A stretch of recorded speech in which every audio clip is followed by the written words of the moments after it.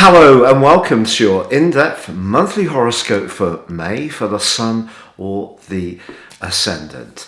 If you've yet to subscribe to my channel, I'd be honoured if you did so now. Please click or tap on the bell notification symbol.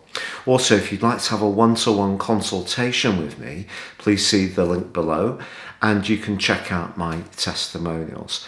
If you'd like to ascend above the Zodiac sign astrology and embrace a more serious understanding, you can do so in a very affordable way and check out my special offer for a 12-month forecast character analysis combination, 30% off based on your time, date and place of birth. No two reports are the same, and this will give you searing insights of the opportunities ahead for you and also a much greater understanding of what makes you tick. Hello Taurus and welcome to your in-depth horoscope forecast for May.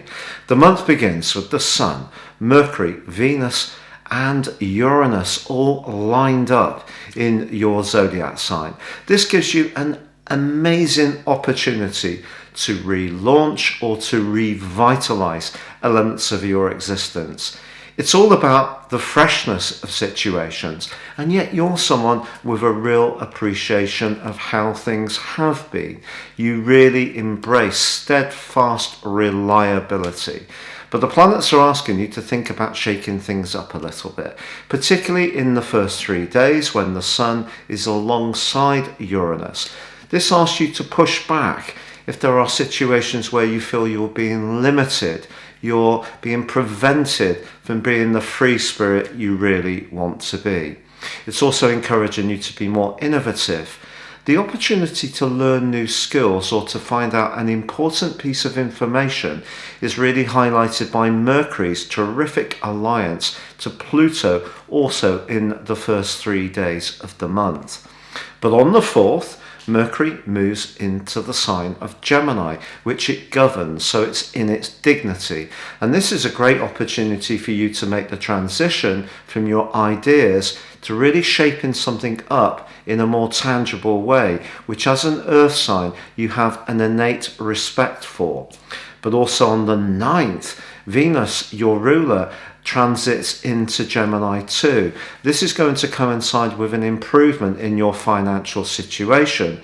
But if you have been adhering to a very strict diet, this could be tested over the next 2 or 3 weeks, when you may find yourself being really tempted by creature comforts, those calorific goodies, much more, but there can be that uptick or upturn in terms of your income, which is absolutely glorious. Now, it's also true to say that on the 11th, there's a wonderful new moon in your sign.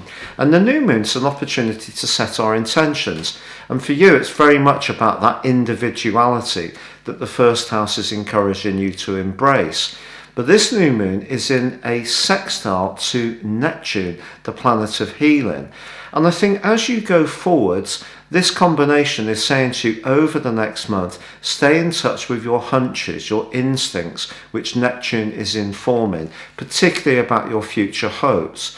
You also can find yourself becoming a leading figure in some kind of group situation where you're able to find some uplift, something that inspires you. It could be a joint interest, it could be a cause, it may be something where compassion is really at the centre of what you're doing, but you can be a prime mover in that situation over the following 4 weeks. Now on the 13th, we do have Jupiter, the planet of expansion and good fortune, moving out of your sector of success into your sector of friendships. So that's going to emphasize and support that new moon. And I think that if you are wanting some fresh energy to come into your social situation, the energy of Uranus suggests that perhaps you have separated yourself from some situations which have grown stale, or people who perhaps have got too higher expectations of you but don't perhaps give you enough back. Jupiter moving into this area through to the 2nd of July is very positive for your future and very positive for the people you can link with. So fresh blood is coming in this area too. Now, it is true to say that on the 20th of June, that Jupiter will go into a retrograde. But I feel for now, you really need to embrace the uplift that this can definitely bring to your situation. Now, from the 10th through to the 15th, Mercury is also forging a very positive link to Saturn. Saturn continues in your sector of success. And this can be an opportunity for you to formulate an agreement, a contract, a discussion can go particularly well for you. But it is the case that Mercury goes into shadow on the 15th. That means that it's going to be going into retrograde later this month on the 29th. It doesn't mean to say that the financial part of your situation will suddenly go badly. It's just saying to you, just be aware of checking receipts, being conscious of why you want to make expenditure. Make sure that any cost you have has a practical benefit as well as perhaps a sense of enjoyment. So it's not just about spending to get the good things in life, it needs to have some extra value. Now, from the 17th through to the 19th, it's Venus's turn to forge a gorgeous link to Saturn. And this could be that you do get some kind of reward for hard work you've invested. And it could be that in a relationship, for example, a partner will really have maximum respect for you and could buy you a really lovely gift. It may be a time when you do think of getting some kind of big ticket item too. But on the 18th to the 24th, the Sun is squaring with Jupiter. And the reason why this happens is that as Jupiter edges forwards, it's catching up with the Sun, which isn't quite in the sign of Gemini. So what we've got is a disassociate square, but it's still an important square. On the 20th, as the Sun makes its way into Gemini, that gives you an opportunity to think even more seriously about your self-worth, but also your financial situation. But it's also saying perhaps that you can't be too gung-ho with your resources. So the square with Jupiter can actually be very generous, and you may find yourself making a contribution to a good cause, a charity, or some kind of effort which does help people. So the more benevolent side of your nature can come out, but also this could see you splashing out on things that perhaps you don't really need. So if you have got a bit more of an extravagant side to your nature, I think that's just asking you to just trim that back a little bit.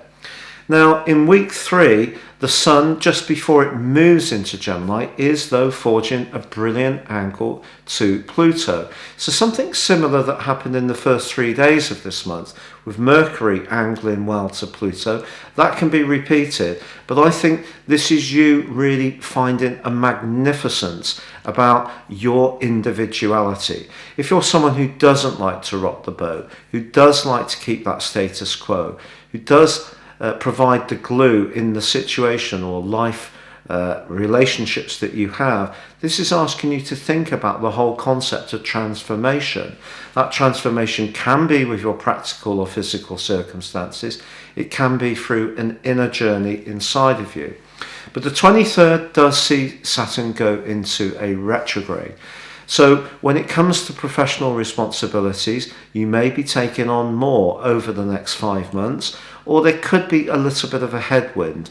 But Saturn goes retrograde for 5 months or so every single year. This is just standard. It's not sinister. It just means that if there are areas of your professional interaction which aren't working quite as efficiently as they could, or aren't meeting your satisfaction as much as they could, there could be an area that does need some kind of updating or upgrading.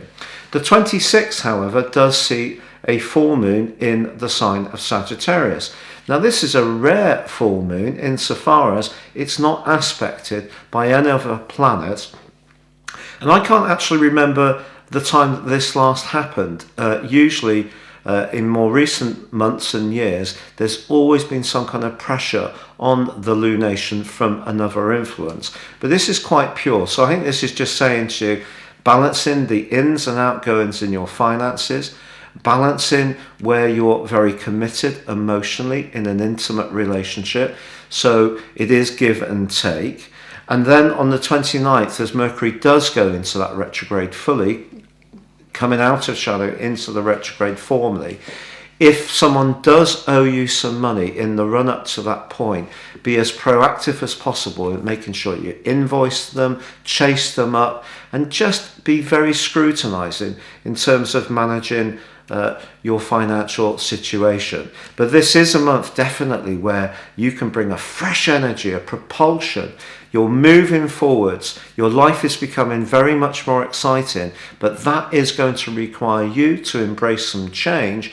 But once you do that, you can see almost instant rewards and see new foundations building up, even if there is going to be some need for some modifications along the way. It's been a real pleasure being with you, Taurus. Thank you for joining me. Good luck and goodbye for now.